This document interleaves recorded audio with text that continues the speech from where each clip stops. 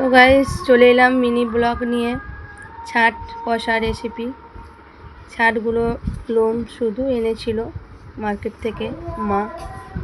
তারপরে ছাটগুলো গরম জল ভালো করে ফোটালাম, দিয়ে ছাটগুলো ছাড়াচ্ছি আমি আর আমার মা। আর ওদিকে জল গরম হচ্ছে, জল গরম হয়ে ছাট ছাড়ানো হয়ে গেল।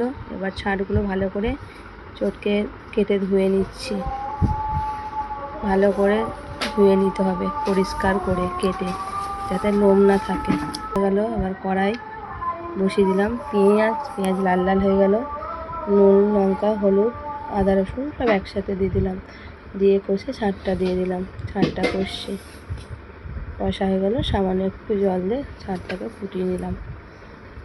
পাগুলো আছে না, নাহলে একটু শক্ত শক্ত হয়ে থাকে, একটু জল দিলে কি হয়, পাগুলো ভালো সিদ্ধ হয়।